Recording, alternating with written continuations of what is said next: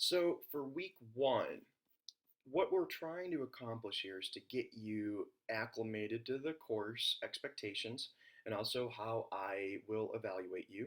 And so for that, you ought to go to the course overview video, which is about 15 minutes.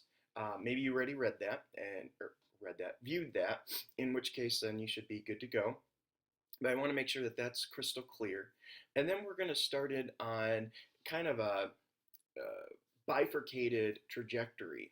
We're going to have grammar and AP style concepts as one theme throughout the 10 weeks of the course, starting now with week one. But I'm also going to have you doing another track that encompasses other aspects of editing that I think are important beyond your basic grammatical and style concepts. So, for example, this week, what I would like you to do is take a look at some of these interactive maps. And so we're going to jump down here to the exercise. First, what I want you to do is I would want you to go into these maps as I have them linked, and I want you to take a look at them. And by look at them, I mean I want you to get in here and dig around. So this comes from American Geosciences Institute, and it's about oil and gas wells in Indiana. I have another one on coal mines, also from AGI. But they're not all environment related. Here's another one, and I've got a couple that are just based off of land usage, zip codes, and then finally school districts. So you're going to get a lot of the information that you need in order to complete the exercises right in the content module.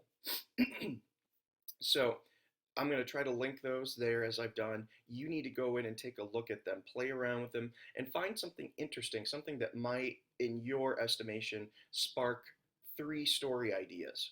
What information do you find at these interactive maps that could lead into an interesting story of some kind? So, I mean, again, I'm not going to read it word for word, but think about what would interest you. Use yourself as a litmus test. I think that that's important. And, while we're talking about this, we do need to discuss, what do editors do? Well, okay, this is from a PowerPoint that I've used in the past. I'm only going to show a couple of the slides. But yeah, they use public language, what's colloquial to the area. They eliminate road bumps that might impair understanding. And that's kind of why I want you to do this with this exercise. Because, these interactive maps might seem kind of confusing or dense to somebody. I want you to break it down into something, that could be pursued as a journalistic story based on the information that you see at those interactive maps. Try to help people understand the content available at those sites. What does it mean? What is it trying to tell us? And so, what else do editors do? Well, they judge news. So this is why I'm asking you to do this activity. I want you to figure out, what do you think would be news? If you were an editor, the buck stopped with you at a respective media outlet. What do you think would make an interesting story from that content?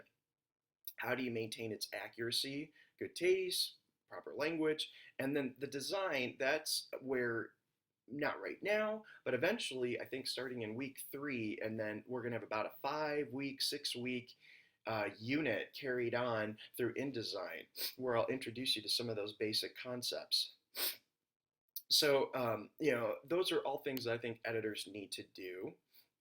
They also need to make decisions.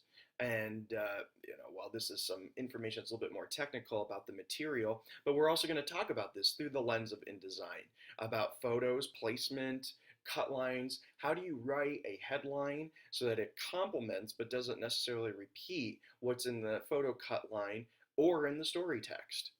Working to massage those details. And then, whom do editors represent? Obviously, their colleagues, but the audience has to be taken into consideration. Also, vulnerable population groups, as listed here. So there's a certain social intelligence that goes into editing too. So, as I mentioned, 2 trajectories, one of which is going to be your grammar and style, that aspect of editing, which is still vitally important. And hopefully you'll remember, or if you haven't, in that course overview video, I was talking about in the syllabus about an extra credit opportunity. Where I want you to look in professional content for errors, find them, identify them, document them, send that to me so that I have evidence of that error. And then how would you fix it? You're an editor, so how would you fix it? And if you do so correctly, you'll earn a little extra credit for that. So, again, that's an important trajectory. But besides that, I think we also need to pay attention to the fact that editors do more than just, I don't know, sit in a corner with their AP style book, nearby and a cup of coffee in their, other hand and, look line by line for word choice and punctuation. We do more than that. And so next week in week 2, we're going to talk more about social intelligence because I think you have to have a certain EQ, not IQ, but EQ, emotional and social intelligence, in order to become a successful editor. So there'll be more on that next week, but let's go back. I keep opening new tabs. That's not what I want to do. There we go. So let's go back to this assignment. I want your 3 story ideas to come from those links. So they don't necessarily need to all come from a different link. I mean, maybe you have 3 story ideas right here alone in the, Stats Indiana School Districts one. I'll let you decide that part of it. But I do need a detailed navigation route. So wherever it is that you're pulling that information from Stats Indiana School Districts, I need to be able to get to that. So it might just be as simple as a link, but it might need to be more than that. You might need to take me like step by step. What did you do to get to that information that's driving your story idea? That's going to be important. I don't want to spill the beans, but it has something to do with what you're going to be doing next week in week 2. So that navigation route will be very important. And then those 3 ideas and their navigation details should go into one Word document, and you submit it through Blackboard before Sunday, May 17th, 11:59 p.m. Usually when you do that, I'm not going to actually click on it, but right now my cursor should be a yellow circle, around this movement. This, you should be able to click on this, and then it'll open into a window where you can attach your document and then submit it into Blackboard by the predetermined deadline. So that's what something you'll be doing. The other thing is this quiz on grammar basics. So if you'll remember, up here in the activity, you'll have these videos introducing you to the course and so on and so forth. When we get into the actual content, there are links here. Cheryl Swingley, another professor who teaches editing, has a terrific grammar manual that she's put together as a PowerPoint. I think you ought to take a look at that, and you ought to use that as a reference in order to complete your quiz. Same thing with my PDF on basic grammar. I have my own, and I've attached that here, and I think you ought to use that. Finally, then there is a PDF on basic AP style. That's really short. It's like half a page, but just key sections of the AP style book that I think you ought to mark or highlight, bend over the corner of the page. I mean, I'll let you decide how you want to do it, but there are areas that I think will get more traffic from you over time from one story to the next. And so that's the point behind that document. So this is what you're doing in week 1. And, again, just to link that up with the course syllabus, you're supposed to read, obviously, the syllabus. Here are the corresponding readings that I wanted you to do. And you've seen in Blackboard, it's the same thing, only there you have a link.